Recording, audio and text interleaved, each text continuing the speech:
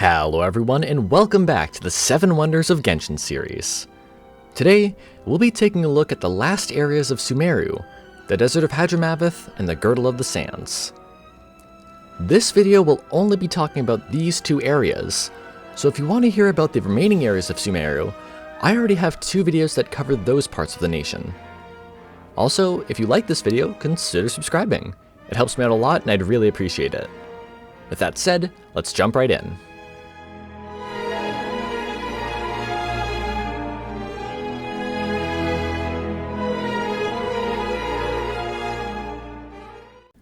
Within the Badlands of northwestern Sumeru, you can find various ruins that date back thousands of years. Many of these ruins are of a great city called Gurabad, which rose and fell all within a few generations. The city was founded after the death of Nabu Malikata, but before the Forbidden Knowledge incident caused by King Deshret. A mortal shepherd named Ormaz was able to gain the favor of King Deshret, as well as the genie Lilupar, who he would marry.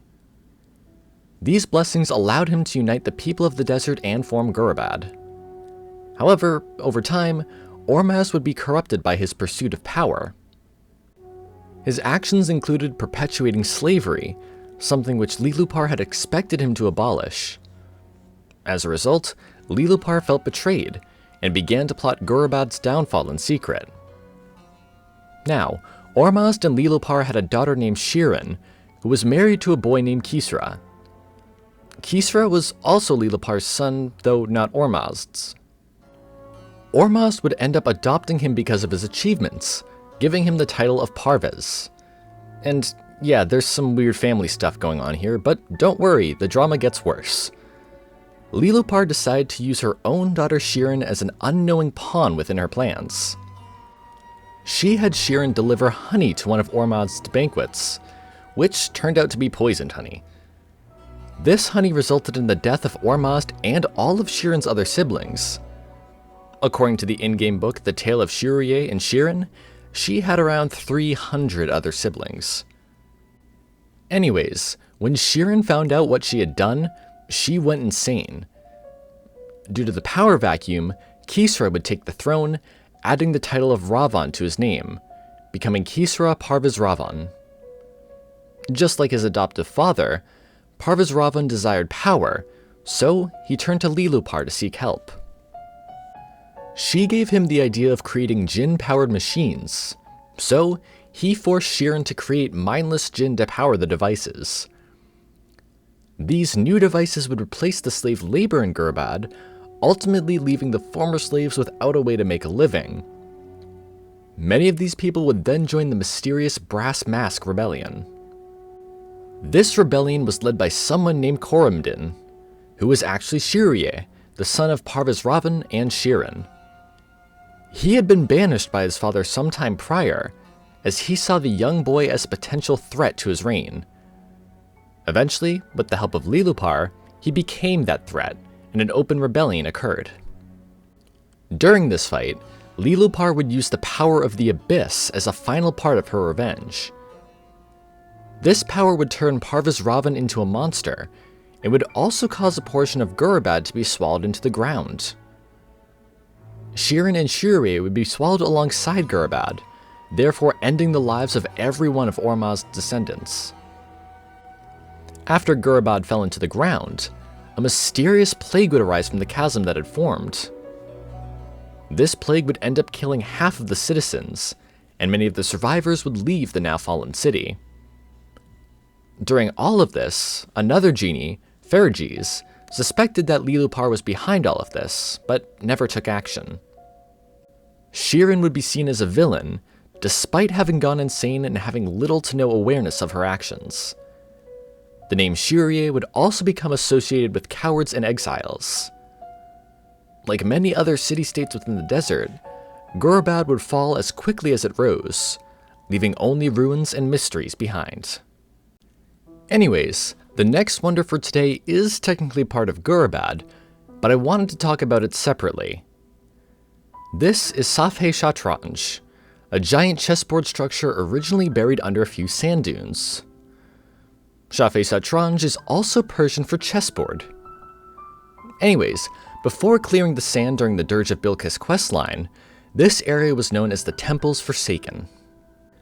Later on, after completing the Dirge of Bilqis and the follow-up questline Apocalypse Lost, the chess pieces on the board can be activated.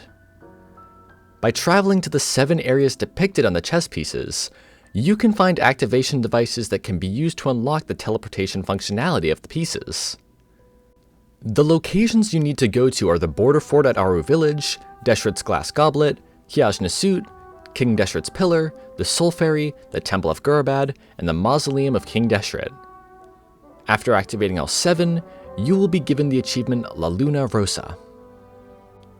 The description for this achievement reads, "Across this vast chessboard, what horrors have been enacted under the light of the blood-red moon?" This could be referring to the Cataclysm, which had a red moon, or perhaps it links to Lilupar's actions in Gurabad and her use of abyssal power. Now, chess in Genshin has been linked to the 7 gnosis of the 7 archons.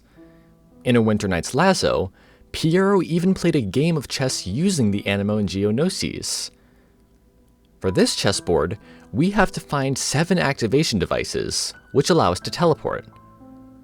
Mostly, only teleport waypoints, domains, and statues of the 7 can be teleported to, all of which are linked to Celestia. We do know that King Deshret wanted to overthrow Celestia, and even declined a gnosis from them. Perhaps this chessboard was a part of King Deshret's plan, and the red moon mentioned in the achievement could be referencing his search for forbidden knowledge. That's all for another video though. Now, the next wonder for today is the Eternal Oasis, also known as the Orchard of Paradisa.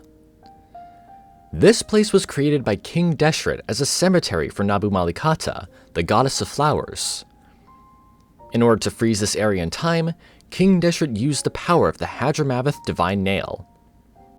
While this Divine Nail is not seen within the game, we do know that it is there, as an Irminsul sprout can be seen on the side of the central island.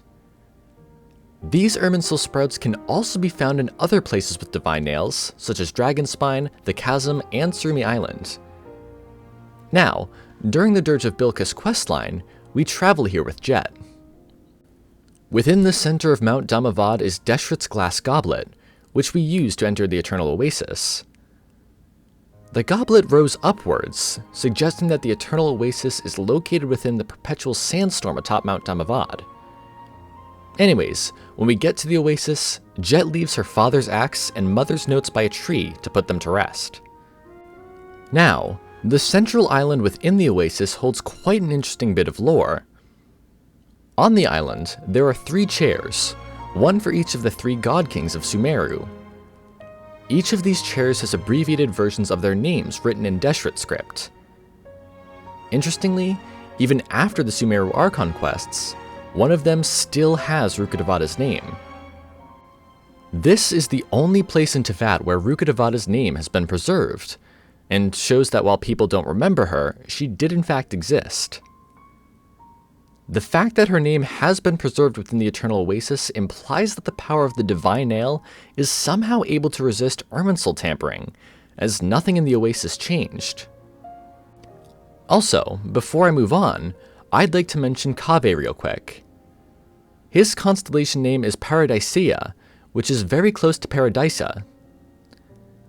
The name of his C6 is also called Paridisa's Dreams, which is the same as Paradisa. This isn't really a theory or anything, I just thought it was a cool little detail.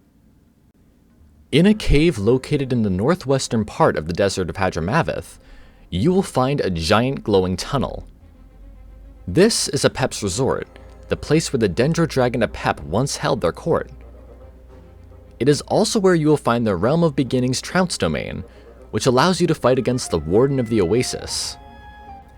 Anyways, long ago, Apep's court was filled with Waynewts that served as court officials and flying serpents that served as companions. These days though, both of these creatures have lost their noble wit and vigor. As for Apep, they are still alive, and likely remain somewhere deep within this cave. Apep lived before the arrival of the Heavenly Principles in Teyvat, and was the Dendro Dragon who ruled over what is now Sumeru. Due to their age, they are absolutely massive, even compared to other old dragons such as Dvalin and Azhdaha. Anyways, when the Heavenly Principles arrived, a war broke out between them and the dragons. During this war, the Dragon King Nibelung gathered forbidden knowledge from the Abyss to fight Celestia. However, they were killed in the war, so Apep began to gather forbidden knowledge in their place. Sometime later, the Hadramaveth Divine Nail would fall into the area, turning it from a lush rainforest into a massive desert. This would also cause Apep to change from a green color to a gray-yellow that resembled the sands. Eventually, Apep would come across King Deshret, and they made an agreement with one another. King Deshret would be allowed to build a kingdom in Apep's domain, but when he died, they would absorb all of his knowledge. When King Deshret eventually died, Apep consumed his body, only to inherit the forbidden knowledge that he held. This caused Apep great pain, and also corrupted many of the elemental life forms in the heart of Oasis, which resides in Apep's body. Some of these life forms were able to escape, taking the shape of fungi. Due to the corruption of forbidden knowledge, some of them would then turn into withering zones. Eventually, the Traveler and Nahida met some of these fungi, causing Nahida to realize that she still needs to save Apep using the Fire Seed. They would eventually find Apep, but they did not want help. Despite their anger being amplified by the forbidden knowledge, Apep still allowed them to enter the heart of Oasis. Here, the elemental fungi would sacrifice themselves to save Apep, as the Fire Seed had shattered. When the Warden of the Oasis was subdued as well, Apep would finally calm down. They still loathed the Heavenly Principles, but decided they had no reason to kill Nahida or the other gods. Still, they said they would not get along with them. Apep decided to watch from afar in their resort, wanting to see just how far the gods and other life would go under the watch of the Heavenly Principles. Moving over to the Girdle of the Sands now, our next stop is Tunigi Hollow. This place was filled with abyssal energy, which was a result of the Cataclysm 500 years ago. During this catastrophe, countless abyssal creatures would flood out from Tunigi Hollow, along with forbidden knowledge. All of this originated from the subterranean nation of Khaenri'ah, which is located beneath Sumeru. Anyways, when the abyssal forces began to emerge, the 7 Archons would be summoned here to fight back against them. However, not all of the Archons made it out alive. The Lord of Amrita, the previous Hydro Archon, would be slain at Tunigi Hollow. Ryan Makoto, the previous Electro Archon, would make it through Tunigi Hollow and into Khaenri'ah, but she would die in the Underground Nation. Greater Lord Rukkhadevata, the previous Dendro Archon, would be infected by forbidden knowledge, which eventually killed her. Eventually, the abyssal forces were pushed back and the Cataclysm ended, but it came at a great cost. In modern times, Tunigi Hollow was plagued by abyssal power once again. This caused the sign of Appa-Osha to appear in the skies above the Harvest Stockum, a giant tree located in the Vourukasha Oasis. Interestingly, the sign is actually a gateway of sorts, with the hole in the center of Tunigi Hollow leading to where the sign of Appa-Osha appeared. During the Caverina of Good and Evil questline, we are able to travel through this gateway with the help of the Pari Sarush, Mihir, and Rashnu. They would help us cleanse the huge trees in the area as part of the Rite of Abzor, which opened up the gateway to the sign of Appa-Osha above the Harvest Stockum. Now, even after the questline is complete and the sign disappears, this gateway remains, and you can still travel through to the other side. On the other side, you will find the beautiful Vourukasha Oasis, the birthplace of the Pari. This is the site of the Great Harvest Stockum, a tree made out of pure Amrita. After the Lord of Amrita died in the Cataclysm, she was transformed into a pool of sweet dew, which is of course called the Amrita. Greater Lord Rukkhadevata would then grow the Harvest Stockum from the Amrita as a way of anchoring the former Hydro Archon to the mortal realm. It is also said that the giant lotus within the tree, the Gyao Karina, contains the Lord of Amrita's slumbering consciousness. Now, the Harvest Stockum also works to maintain the seal on the abyssal rift in Tunigi Hollow.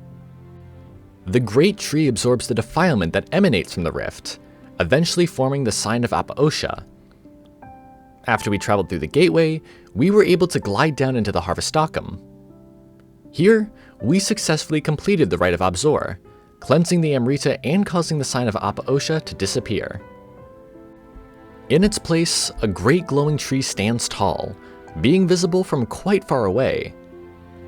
This is the true form of the Harvest Stockum, made of pure Amrita. Now, the sign of Apep did appear once before during the Cataclysm.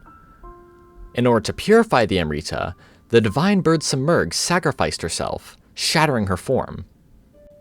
This worked, and the sign disappeared. As for Sumeru, her form became countless motes of Khaenri'ah, which would soon become the Pari.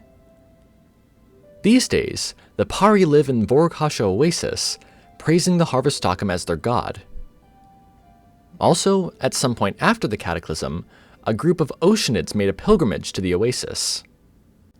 They were searching for their Archon, but upon seeing the Harvest Stockum, they all scattered in different directions.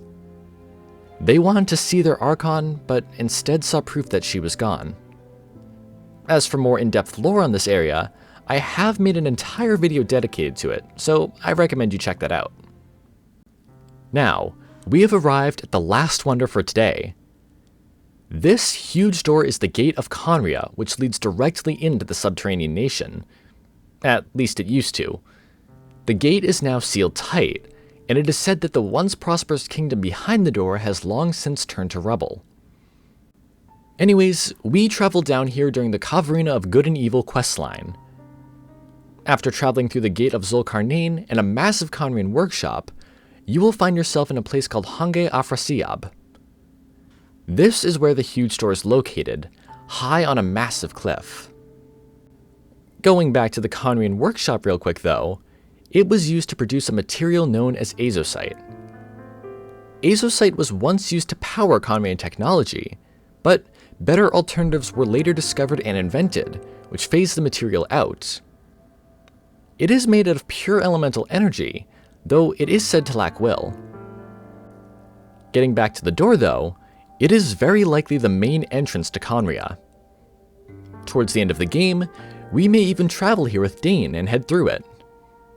However, I don't think that this is the only entrance to Khaenri'ah, and there could be more in the surrounding areas. The ruins and Valley of Dahri could both hold an entrance, but at the moment, we just don't know. And those are 7 of the wonders in the Badlands of Sumeru. I have already made videos on the rest of Sumeru, and at this point, the rest of Teyvat as well.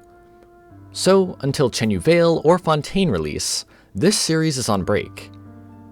In the meantime, I recommend you check out my videos on the Flower of Paradise Lost, Nymph Stream, and Vourukasha's Glow artifacts, as well as my video on Abyssal Power. I'd love to hear what other wonders throughout Teyvat you'd like to hear me go over in this series in the comments below as well. Anyways, that's it for this video. Thank you so much for watching. Sources and further readings are also in the description if you want to check them out. I hope you all have an amazing day, and I'll see you all in the next video.